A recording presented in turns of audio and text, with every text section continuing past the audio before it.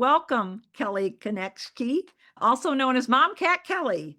I'm so excited to have you as a guest on We Have a Plan for That. Your energy, your community involvement, and your passion for nature make you the perfect person to talk to today about native plants and your journey from not knowing anything to what you know today. Oh, thank you so much, Marilyn. I'm excited to be here. Originally, how I found out about you was my mom bought me a t-shirt and one of your pins. Oh, And it goes back to I always say you guys have the best merch. But oh, thank you. but that's how I found out about you. And I was like, oh, who are these Rochester pollinators? And then I looked you up on social media and saw all the amazing work you were doing and like with the pledge and just outreach and education. You were really instrumental in mentoring me through when was like, okay, I want to approach this city and try to work with the city like you guys are, because it's so important. It's another level in this important work. Yeah, and that would be interesting to explore what difference did it make that you got appointed to the City Beautiful Commission of Grosse Pointe Park. I actually came on at a time that things were already shifting a little bit. They had a newly formed sustainability committee. They had already done the pledge. I love the pledge because it does give cities that framework, a series of actions of things they can do to be more pollinator friendly. What I had found was several mayors had signed the Mayor's Monarch Pledge, but nobody was really implementing it. Yeah, absolutely. So we had a couple commissioners that took on the pledge. From their perspective, it was a lot of work. When I brought it to the commission and I said, I want to do it, and they basically said, no, it's a lot of work and we already did it.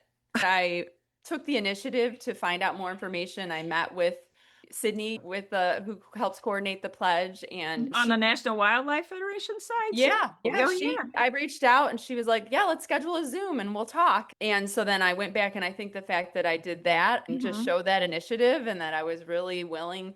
One of the things that always stuck out to me that you said to me when I was first getting into this was, it's an ask, but it's, how can I help you? How can this help the city? That kind of a positive framework. You want to come in as, look, we can partner and we can actually be a help, because Yeah, citizens at their best, they want to help, but they don't know how. and that's why the pledge was it's such a great initiative, because it gives you that how. And so I ran that as a volunteer for the first year, and I applied to be on the commission, and my application was rejected first. Oh, But I still stayed on and worked with one of the commissioners to do the pledge. oh, okay. My Good to first year. know. That's the other thing. If you don't know people that well, you do need to just do that networking and build a relationship. Absolutely. And So a it was, relationship of trust, really. yes, and that's what that first year really was. It was working as a volunteer resident Mhm. who helped coordinate these actions. It wasn't until the next year there was a seat opening again, and then I applied and got on. That's definitely how it can happen. And a lot of times you get your name out there the first time, and second time you get appointed. I think one of the goals of working with the city was getting these plants public facing, because before that, I started out with a small pollinator garden in my backyard, and everything that I was doing was in my backyard. And I should say that I was also doing some outreach and education a little bit with being involved. I started Detroit Butterfly Nursery. That was right during the pandemic. So that was learning right along with my daughter. Yeah. It was a physical location. It was a flower farm in Detroit here that we helped run the nursery, basically raising monarch caterpillars and other species and learning about their life cycles and talking with people who visited the farm. It was through that experience, that and also observing our gardens at home, seeing all these connections and really learning that it's the plants that we need to focus on, not the raising, because we were seeing so many amazing things like defense mechanisms. And there are so many, like for swallowtails, for example, their osmetarium, that this fork-like tongue that sticks out when they're disturbed and has this odd kind Oh. of smell, and all these sensory things that really were exciting and surprising. But in learning about all these different defense mechanisms, it really helped us learn more about trusting nature. We used to feel like we needed to save them all. Mhm. And I think a lot of people come into that perspective in the beginning, but I was just through experiencing being so hands-on and learning. In fact, I was going to say this kind of sidetracking, but you were asking about moments of impact. And this was one of the things I was going to bring.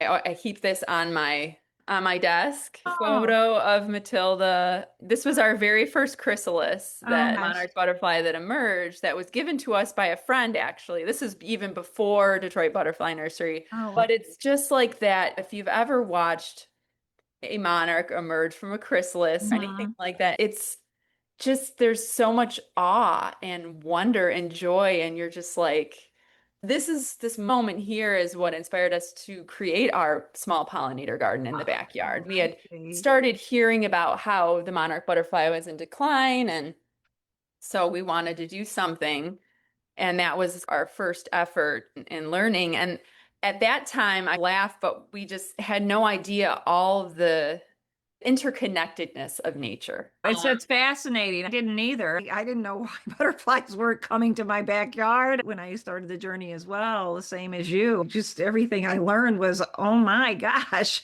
this can be solved, but it's so much with education that you Absolutely. just don't know. No one, and when you're out there telling people that this can happen if you plant these native plants, that these butterflies and native bees will come back. And then it all starts being interconnected with the birds I and was going to mention feeding. And the, then you're looking at sterile deserts and I you know. don't know how they're surviving. I used to wonder what the birds eat. How are they surviving as the humans keep changing the landscape? Because I cared about the environment and I would have those thoughts. I Sure. guess they're figuring it out. No, they're not. I mean, they No. are, but they're not. And that was another aha moment, was reading Doug Tallamy's Bringing Nature Home and hearing about that chickadee study, that it takes Mm-hmm. 6 to 9,000 caterpillars to feed one brood, is mind blowing. I share that in presentations that I give, and there are still people that are just like, what? It's just, it's that we're so disconnected. We don't realize these things. I really did want to talk a lot about that, and how it, like, engaging that curiosity that everybody has. Everybody has this. They do. As adults, it may take us a little bit longer to flip that switch back on because we are so busy. And like you were in here, you talk about like your personal connection to nature and how it started. Like when I think back to how that started, like for me, it was purely just beauty. When I tell people that I knew none of what I know now 5 years ago, they're like, what? I know. And I I'm like, didn't realize that either. The insect projects or the programming that you bring, just the way you've divided up the information and you've got them in all these little containers. When you have the caterpillars at these tabling events or even a butterfly, if you can, usually you're releasing them. So mostly they're the caterpillars. People just love seeing them. They've never seen one before. right. Like some of the adults have seen monarch caterpillar, but the spice bush they love seeing. Oh yeah. I had a And little boy come up to our table at Lavender Fest. I'll never forget this, with the spice bush. So the spice bush yes, caterpillar looks like a snake, right? yes, right. And it has those false eye spots. Yeah, It's yeah. just really wild. And he came up and he said, "Oh my gosh, that looks like a Pokemon character." I looked it up and I was like, oh my gosh, there is actually a Pokemon character that is based off of this, even with the Osmetarium and everything. These caterpillars, they look like they're aliens. They're The alien. dynamic. They're Yeah. yes, they are. They're Yeah. absolutely. What's more fascinating than also a caterpillar that mimics bird droppings? And that's, I think, another thing too that has been important to showing and educating is this bird dropping caterpillar feeds birds, but for two, it turns into the largest butterfly in North America, giant Mhm. swallowtail, which is Yeah, beautiful. yes, So yeah, it's really redefining that what is beautiful, and also just like going back to the noticing, like awakening your senses to like the cycles of nature and just what is happening, because there's so much that's happening. All of this amazing, fascinating stuff is happening right under our noses every day. Literally every season. This is what gets me up in the morning, like at 6:30 in the morning and during the summer, and like racing out to the garden. What am I going to find next? Because there's Yeah. always something new to discover, and it's just incredible. And it deepens that connection that you have to nature. That is like the key that is really missing. And really, a lot of it is with my daughter. She opened up my eyes to that wonder. Children can do that. And how Like was when she when you started your journey with she was Matilda? Because I met, 7, oh my 7. gosh, So she was, what a nice thing for young mothers, what a nice activity and a learning experience that each one of them can do with their children. Because kids, absolutely. they love bugs and insects, Oh, and yeah. we I all mean, remember that. absolutely. It was perfect. They notice things. And then also not being worried about not having the answer, I guess is what I'm trying to say. I think as parents, sometimes we don't want to go into that because we don't know anything about nature, or we don't know anything about butterfly, or we don't know anything about this, but you can find out together. The most powerful thing that you can say to your child is, I don't know, like, how can we find out? Like that, Okay. I wonder, that Yeah. curiosity. So that's what also, when people ask me, because like I don't have a degree in this and this is not my background, I'm an art major. I Um, was too. I was art yeah, education. Yeah, fine right. arts and art Um, education. which plays into it, right? Because Does. I was really focused on photography. And so a lot Mhm. of my Mhm. passion is still taking photos and documenting the beauty that I'm seeing, and also just these fascinating organisms, and sharing that. And then with community science or citizen science, my photos can also help conservation. Mhm. So the fact that us as gardeners, which I never would have called myself a gardener 5 years ago, anyone can do this, right? Yes, anyone Um, can. Yes, I was not and a very good gardener until I started growing native plants. but especially in this movement, there's a place for all of us in terms of Mhm. whether it's advocating for the city at the city level, whether it's just, I do tons of volunteer work with different organizations. And that's another thing. What are those organizations? I volunteer for ADAPT Community Supported Ecology. A lot of them have very similar missions. Mhm. So I'm the community science chair for Wild Ones Wayne County chapter. What I love about ADAPT, they're out of Ann Arbor. They have this community leaders program. Their mission is all about connecting people with the land, and they provide native plant kits. And so as a community leader, you're helping facilitate the distribution of these kits, as well as consult with people and help them install if needed. So it's really a great way to get these plants into our communities. Mhm. This was my second season with them. And in fact, one of my very favorite stories comes with the first season that I was working with them. And this goes along with connecting with neighbors. I was saying before, I used to be doing everything in my backyard.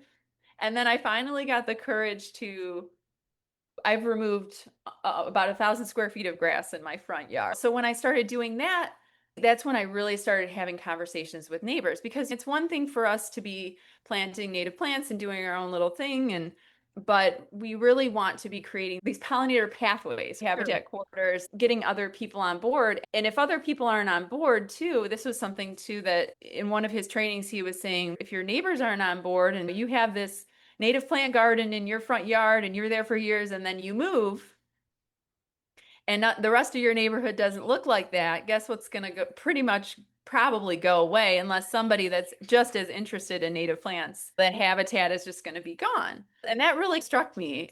Not that I wasn't thinking about connecting with neighbors or community before, but it just cemented it in. I think we're also working against a stigma that Mhm. native plants are messy. They're tall, Mhm. they're flopping Mhm. over always, they're not pretty, they're wild. Yes, they are. You see this fear of change Mhm. and new. And so there are a lot of stigmas to work against. I used Benjamin Vogt, Prairie Up. He has so many great resources, including these guides that specifically about native plants that are short, that Yes. have winter interest. He talks about these cues to care. And so when I was doing my front, I really focused on those things. I did have a neighbor walk by and tell me this was just the first season, and he said, I hope you don't take offense to this, but your new garden reminds me of a prairie. He grew up in a rural part of Chicago, and it just reminded him of where he grew up, Oh my gosh. but on a smaller scale. And I said, oh my gosh, that's what I was going for. Aw. And it's those little things that I've gotten some great feedback. I think the garden that's gotten the most attention recently is my sedge garden, Oh, okay. which is a little over 300 square feet of lawn that's butted up right up to the sidewalk and the walkway. That is just 3 different species of native sedges. So you've got your Carex woodeye, Carex eburnia, and Carex plantagenea. They're all very short, except for plantagenea will get a little bit taller, but it's in the center. And I just love that it has those thicker, wider leaves, and just to give it some texture and interest. That plant is really cool. When I was researching that, I kept hearing about sedges as lawn replacements. Benjamin Vogt, he mentions sedge, sedge, sedge. So he's a huge cheerleader for sedges. I've seen it in a couple different places. I planted this and people would walk by and they're like, are those ferns? What is that? Oh, wow. I had a lot of really great conversations, or they would comment, oh, I think I might have a spot that I could do this in. And I Oh, think wow. that why it was so popular, I think, is because it seemed like something easy. It's all green for Yeah, one. that's It's yeah. almost Yeah. like having all grass. There's something about that was just translated really well in my neighborhood to somebody who maybe isn't a gardener or doesn't want to be taking care of a Mhm. pollinator garden. Carex eburnia ivory sedge is like my absolute favorite. If you're not familiar with it, I'm not. it is like lime green. It doesn't grow more than 6 inches Oh, tall. God. It looks like someone stuck a little troll doll in the ground and the troll hair. It looks, Oh I my call it the troll. God. I use that as my ground cover matrix. To put around the border at all? I have it around, mostly around the border of the one garden, but I'm also interplanting it in my pollinator garden just as a green mulch. It spreads, it's Uh-huh. mounding and spreads and creates that like ground cover. And again, people would be so surprised too, because I would say, this is actually a pollinator garden because sedges are host plants for skipper butterflies. What is it? It's called woody. So Carex woodeye. Is the one that Yep. you're talking about is the lime green? Oh, no, the lime green one is Carex eburnia. Oh, okay. Eburnea. It's ivory sedge. My friend Vern at Designs by Nature, he's the one that introduced me to it. That's trying to learn them all. But I looked into, it was Mount Cuba Center did these Carex trials, and their website has so many great resources, but they listed the top performers, and Carex woodeye was up there in the top performing sedges as being able to be like walked on, mowed, things like that. So it was very similar to lawn replacements. And I was Oh, like, wow. yay! Yeah. So it was exciting. But I think where I didn't even get to what I was going to tell you where this all was going was the neighbor across the street, the story that I was going to tell you with Adapt. So they're in their 80s, upper 80s, and I saw them out there, and I know that they've been seeing me work on the garden, and he had made some comments, the husband. He's like, I like it. You're bold. I like it. Oh, okay. And I didn't know. And we've lived here for 10 years, but I really had never got to know them. And so I saw them one day. They were out. They had this little garden that's close to the sidewalk. It's underneath this ornamental cherry, and they were trying to weed it. I walked over and I was like, oh, hey, can I give you a hand? And we're talking. I find out that she's used to be a gardener and she doesn't have the mobility to really do it anymore. She planted this tree, and it's Mhm. this big cherry tree. And I said, you know what? I just started volunteering for this group, Adapt, and I gave her the form. And if you sign up, you can get a garden kit and I'll come and help you install it. She was so excited. She signed up for the kit and I installed it for them. So the kits are free, but then if you have the means, or depending on the situation, you can provide a Donate. Okay, donation. so you go But on and you sign up for the kit, and they offer then a them volunteer, they'll find a volunteer to to either deliver the kit to you, or help you install it. Okay, so you got your neighbor to do this, and then you were the volunteer who installed it. Yes. And these kits are great because they have a very limited species to a kit, and it's a shade kit, a part sun kit, and so on. And so we had the shade kit since it's under this tree, and it was, let's see, we had blue stemmed goldenrod, Carex rosea, which is just like a sedge, and wild geranium maculatum. So planted them in there for her, and she would send me text messages. And she also commented, she said, "We're going to have the most beautiful gardens in the neighborhood." And I was like, "Yes, we are." It was just, it felt so great to do that. So in Adapt, they also have a landscaping company that funds this Okay, so program. what we always talk about at Rochester Pollinators, is my board and volunteers, is how we've made so many connections that we never would have made. And you Yeah. just right across the street, and you would have known, except you connected through your native plant gardening and pollinator garden, people observing what you're doing. People are, like you just said, very curious and interested,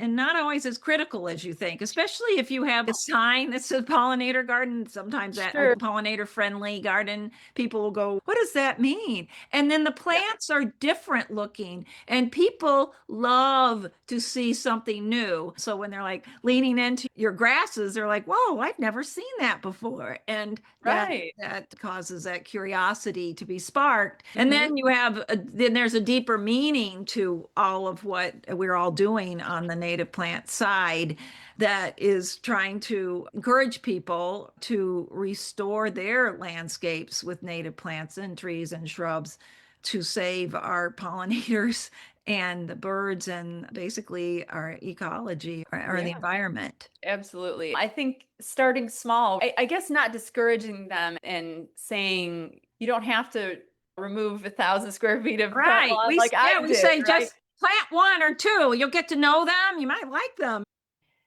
And maybe that's where native plant landscaping stories begin.